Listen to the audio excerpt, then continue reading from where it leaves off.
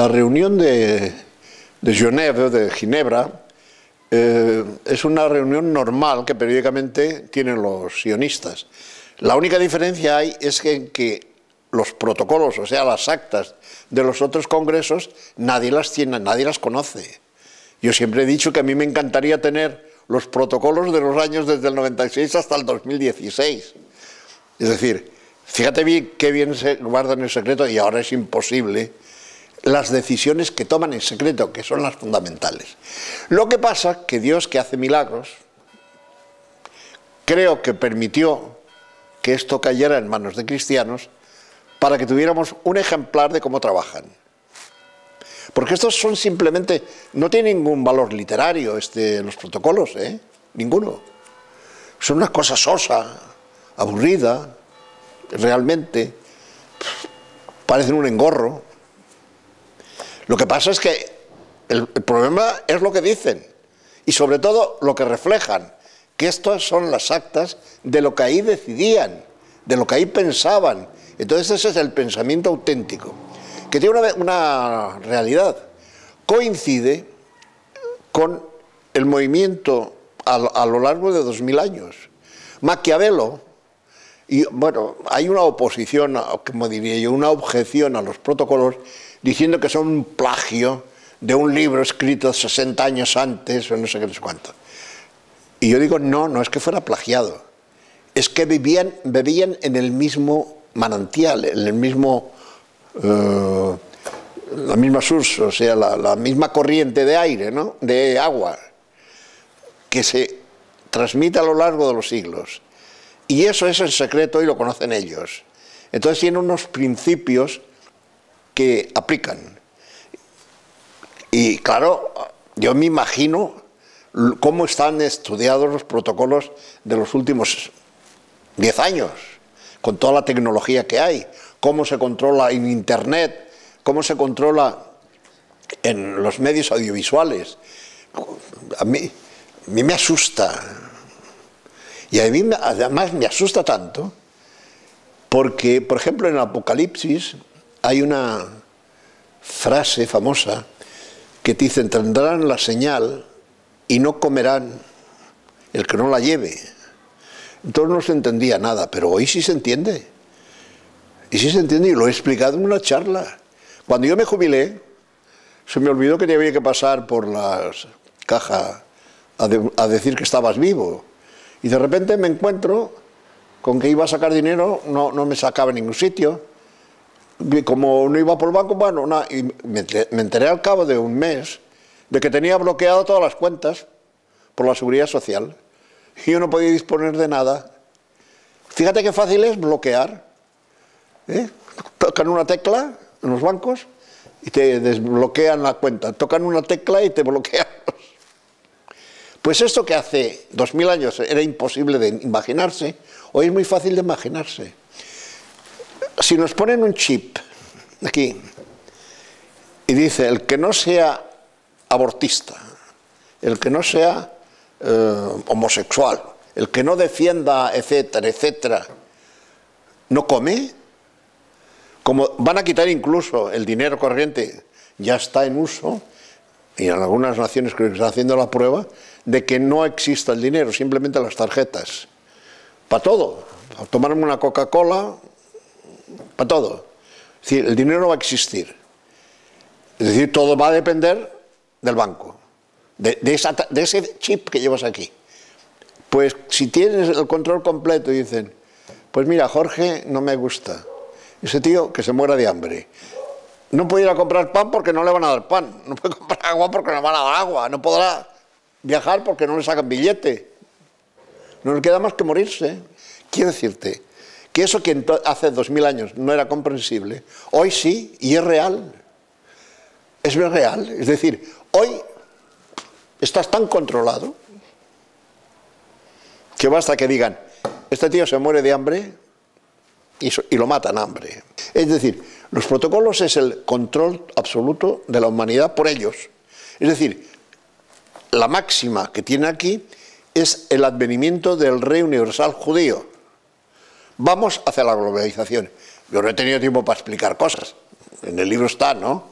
Por ejemplo, ellos ya en el año 96 dicen que deben desaparecer las fronteras. Anuncian la guerra mundial cuando nunca había habido una guerra mundial. Fíjate hasta qué forma está todo planificado. La primera guerra mundial la planificaron ellos para destruir Europa. La segunda fue el remate, planificada por ellas. Bueno, es decir, todo tiene explicación cuando se conoce hasta qué punto en estos momentos ellos controlan todo. Sí, sí, absolutamente convencido. El Renacimiento y todos estos movimientos surgen perfectamente organizados ya para mí por ellos.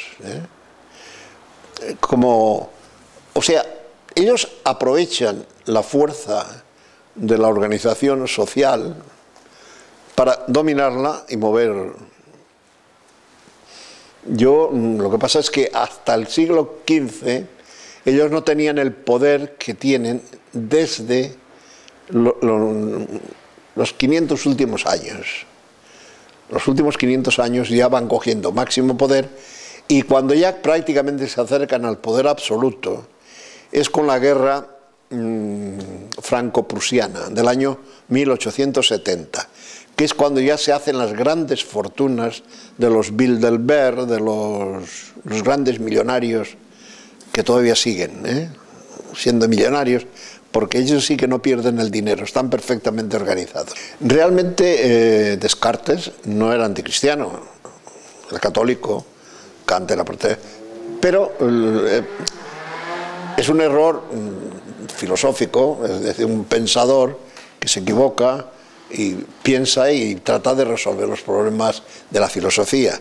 Lo que ocurre es que se equivoca de ruta, y el je pense donc je suis, yo pienso, luego existo, se convirtió luego en la base de todo lo que es el subjetivismo kantiano, etcétera, etcétera. Y dan un golpe mortal a la filosofía objetiva, la filosofía perenne. Y entonces nos convertimos a una filosofía sin base, una filosofía virtual. Y por lo tanto, todo lo que se sustenta sobre esa filosofía subjetiva no tiene base sólida. Y por eso hemos llegado a las aberraciones del siglo XX, a todos los ismos, ¿no? ¿Por qué? Eso no habría sido posible nunca con una filosofía objetiva. La filosofía francesa, de francesa no tiene nada. Ojo. El único que tiene de francesa es que ocurrió en Francia, pero podía haber ocurrido en Alemania. O sea, los que la organizaron, que era la masonería, podía haber organizado esa revolución en Alemania. Pero se prestó muy bien Francia, porque además era un ataque directo contra la fille de l'Église, la hija primogénita de la Iglesia, ya que Clodoveo fue el primero que se convirtió al cristianismo, ¿no? Y tenía el título de fille aînée de l'Église. Entonces, al atacar a la nación francesa, que era la primogénita de las naciones católicas, daba un golpe mortal. Se cargaron a todo el régimen antiguo, al ancien régime, que era basado entre la unión de la Iglesia y el Estado.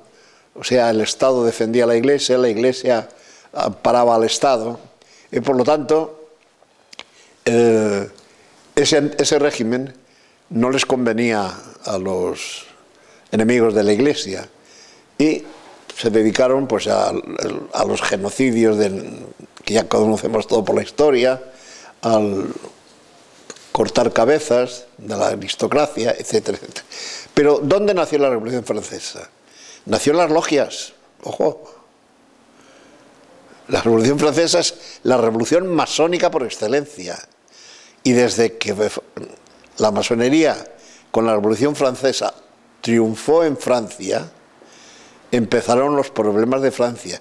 Y Francia dejó de ser Francia en el año 1789, y hoy en Europa ha sido, pues digamos, el centro desde donde el sionismo ha influido más.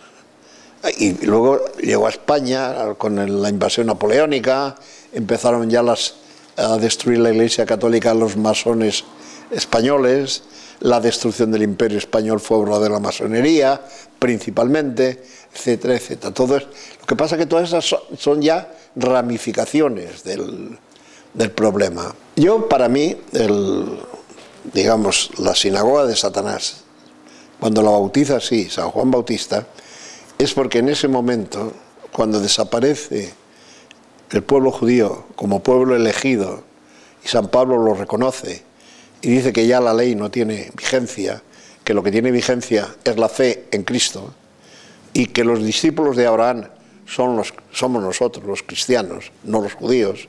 Entonces ya empieza, a mi entender, cuando Satanás, que es más listo que nadie, decide aprovechar las cualidades del pueblo judío, esas cualidades que hemos conocido, la capacidad de organización, la capacidad de adaptación, la inteligencia natural, el movimiento, el dominio de la sociedad, etcétera, etcétera, que lo controlaban perfectamente el Sanedrín, siguen gobernando a los judíos, no desde Jerusalén, que ha sido destruida por Tito, pero sí desde cualquier sitio donde estén, siguen gobernando al pueblo judío,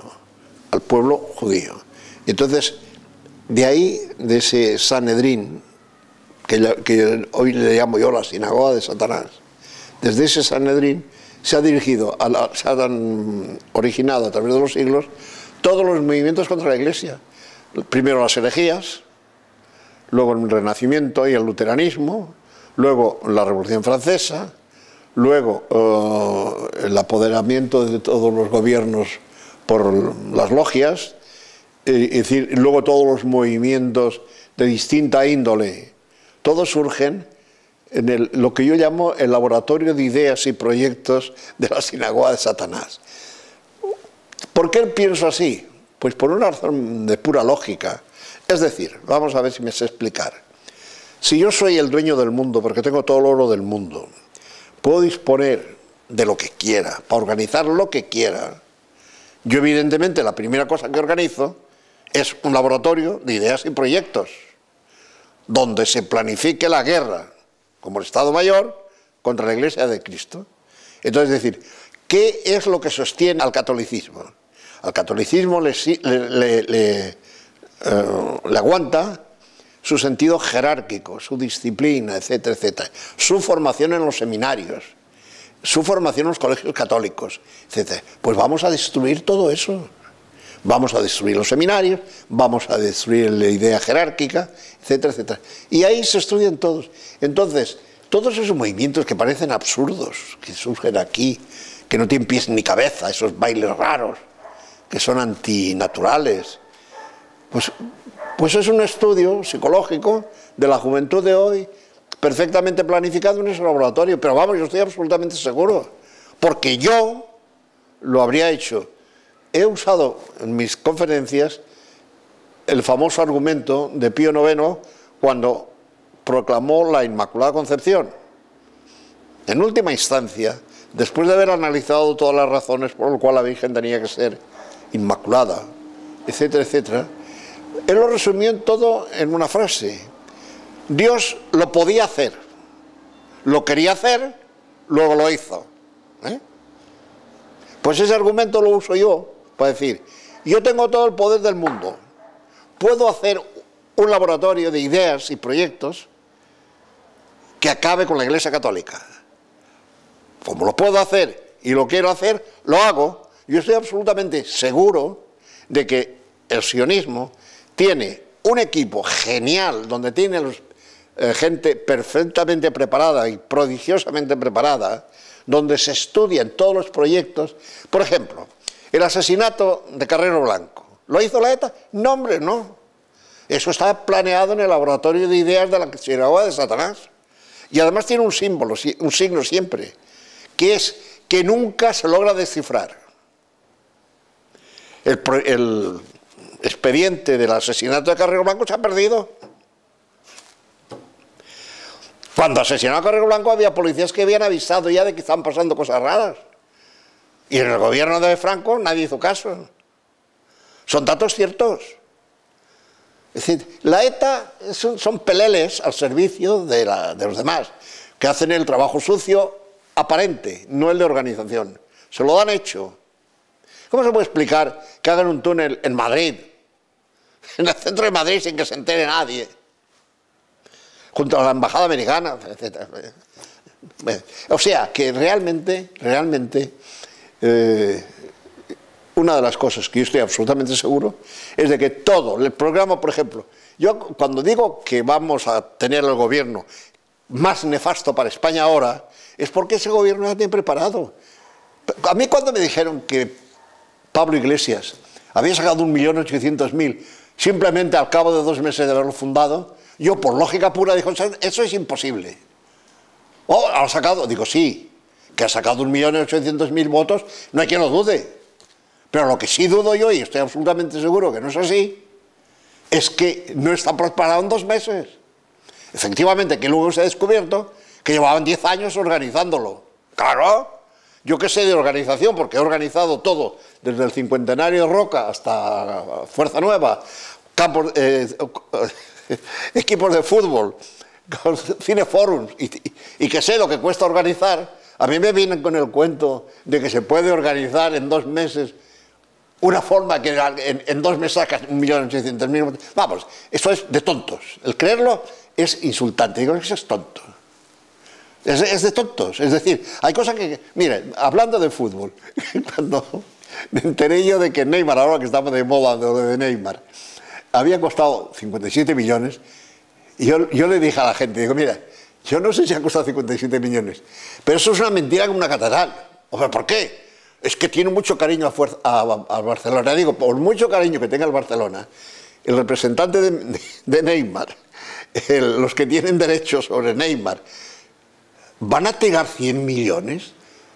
Hombre, ¿por qué lo dices? Porque Florentino, que es un señor que mundialmente es conocido por su capacidad de gestión y que tiene una de las empresas más importantes del mundo y que sabe lo que es dirigir empresas, dijo, cuando fue a contratar a Neymar, a mí me cuesta 150 millones y yo no estoy dispuesto a gastar 150 millones. O sea, que a Florentino le costaba 150 millones y al Barça 50. No. Pues yo dije, bueno, pues este argumento que usé yo el primer día que lo firmaron, ahora lo está usando todo el mundo, pero es de pura lógica. Es decir, es de sentido común. Hay cosas que no tienen explicación si la lógica es la lógica. Es decir, la historia está perfectamente marcada por el predominio de la sinagoga de Satanás, o la ciudad de Dios, o la ciudad de la tierra, ¿no? Empieza la evangelización del mundo y empieza a mejorar el mundo donde entra el evangelio, Europa.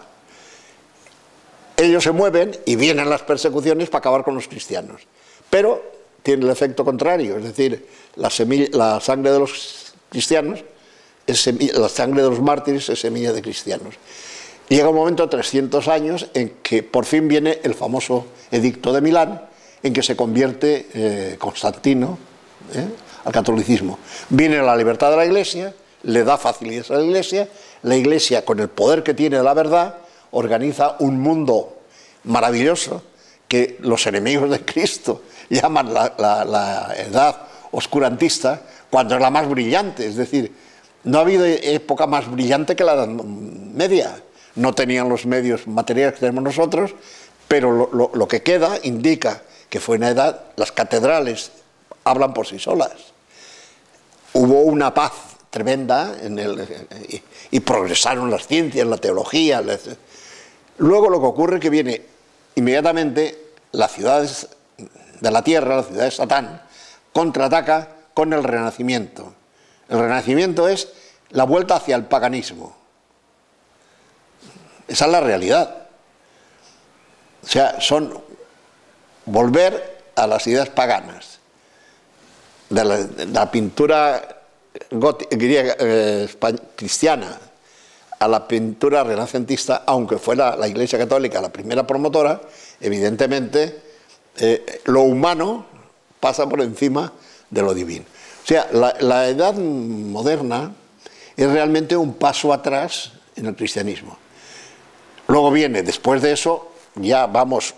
O sea, tuvimos un milenio de cristianismo y luego viene un milenio de descenso. Del modernismo, de la Edad Media para acá, salvo la obra de España,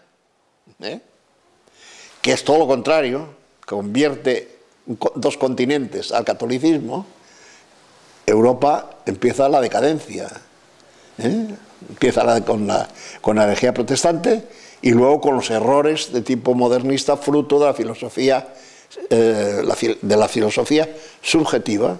Acaba en los ismos, en el nazismo, en el socialismo, en el fascismo, en todo. Es decir, y luego pues se ha acelerado con la derrota de Europa y pasar la hegemonía a los Estados Unidos, y viene una vida materialista, de confort, con ideas equivocadas. El pueblo americano materialmente está fantástico, pero han hecho experimentos que ahora están todos de vuelta viendo que han fracasado y los queremos probar en Europa, ¿no? Una educación totalmente equivocada.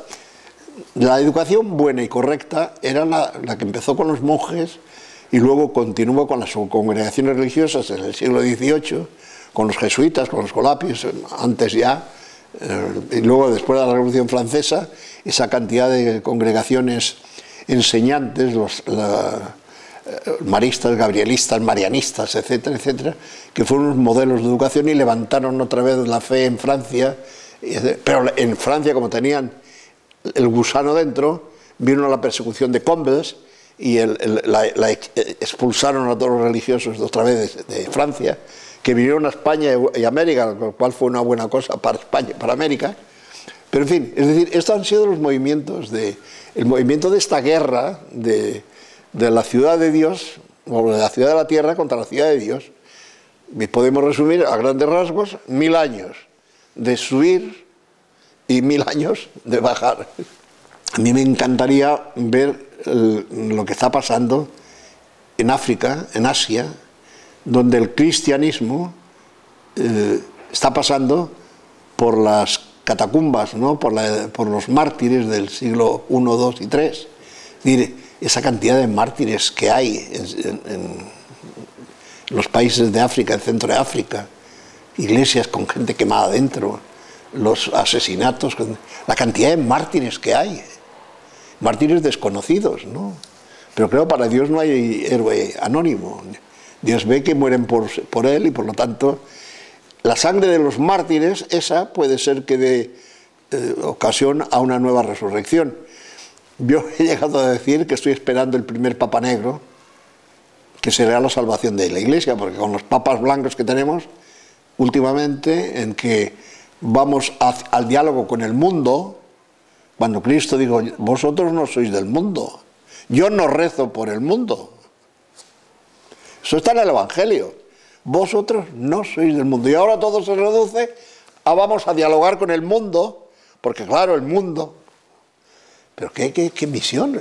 Los sacerdotes lo que tienen que hacer es confesionario, sacramentos. En la iglesia, aquí en Gabá, lo primero que hicieron en el año 65, 66, fue cerrar los bancos. Y yo me arrodillo desde entonces, llevo 40 años arrodillándome en el suelo porque no hay bancos, no hay reclinatorios, entonces me tengo que arrodillar en el suelo. Es decir, todo el mundo de pie. Y yo escribí un artículo famoso que se llama "Los pingüinos van a misa", porque yo cuando veo una misa nueva tengo la sensación de que estoy en el Polo Norte con los pingüinos, todos los pingüinos mirando así, ¿no?, al sol. Claro, la postura del hombre es de rodillas ante Dios. Que somos iguales a Dios para estar siempre ahí con la nariz levantada, como los pingüinos. Yo le llamo la misa de los pingüinos. Está escrito por ahí, está repartido, algunos lo han recopiado. Es la verdad. Hoy la verdad no se atreve nadie a decirla, pero esa es la realidad. Es una pena, no hay nadie en los confesionarios. ¿Cuándo te confiesas? ¿Cómo te confiesas? ¿Con quién te confiesas? Han vaciado los seminarios, las iglesias están vacías, unos cuantos viejos que vamos a misa y nada más. O sea, el porvenir, la floración de una iglesia católica otros 1000 años, yo no la veo por ninguna parte. La primavera de la iglesia que anunció Juan XXIII está más lejos que nunca. Dios puede hacer milagros. Y lo que es cierto es que la palabra de Cristo se cumplirá, ¿no?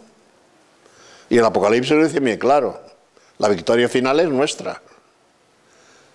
Yo vivo muy tranquilo porque yo quisiera que...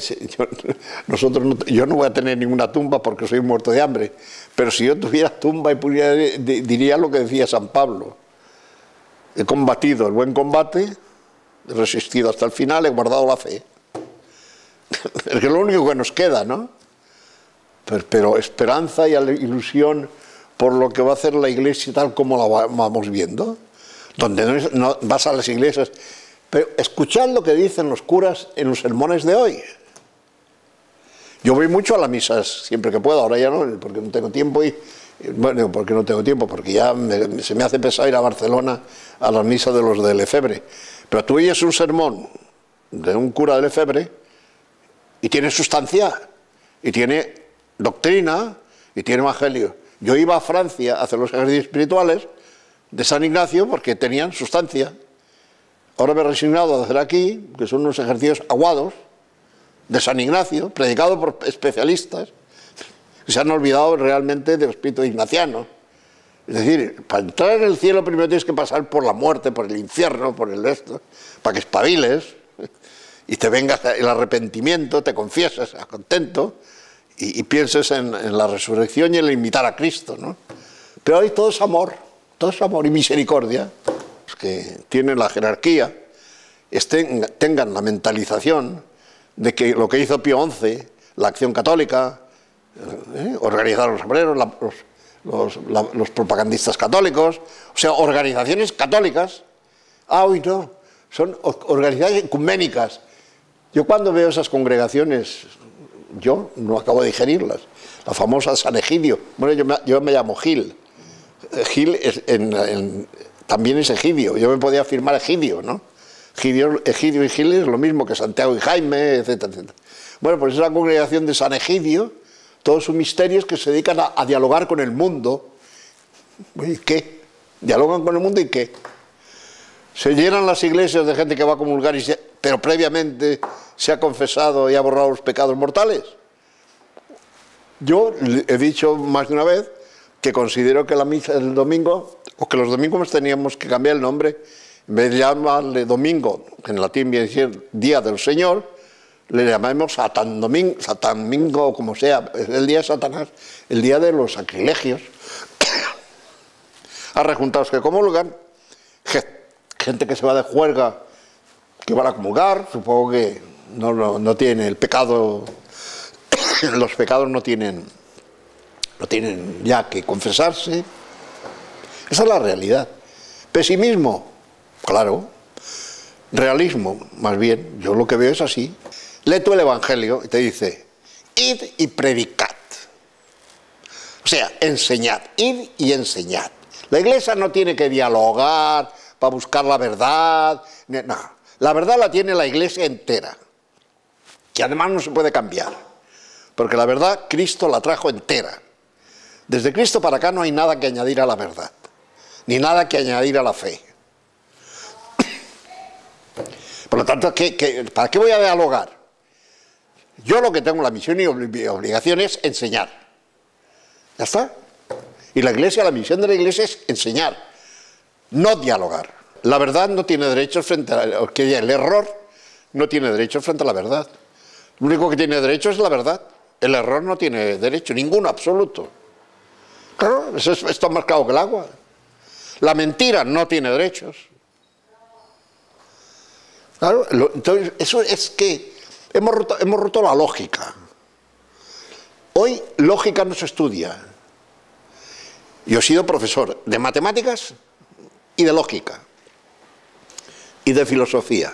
O sea, lo que he hecho en mi vida ha sido enseñar filosofía, lógica y matemáticas.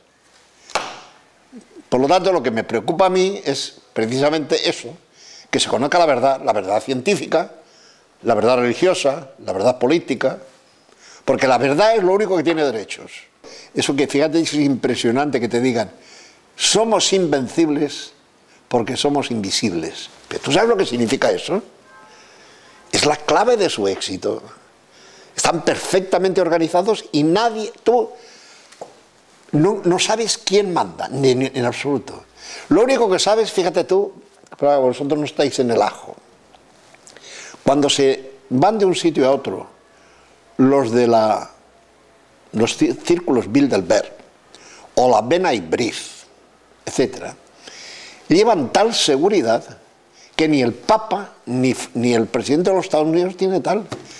Hace poco hubo un congreso de Bilderberg en Sitges. Pues bueno, no solamente el hotel estaba blindado, sino que los chalets que rodeaban el hotel, todos los que vivían ahí, bueno, no se podían mover sin permiso. Fíjate tú, círculos Bilderberg. Los sionistas son el grupo que en el siglo XIX querían crear el Estado de Israel, volver a juntar el Estado de Israel y tener el poder, volver a la diáspora se juntasen. Entonces se le llamó sionistas, pero yo llamo sionistas a todos aquellos que forman ese núcleo que luchan contra Cristo, nada más, le llamo sionistas por eso.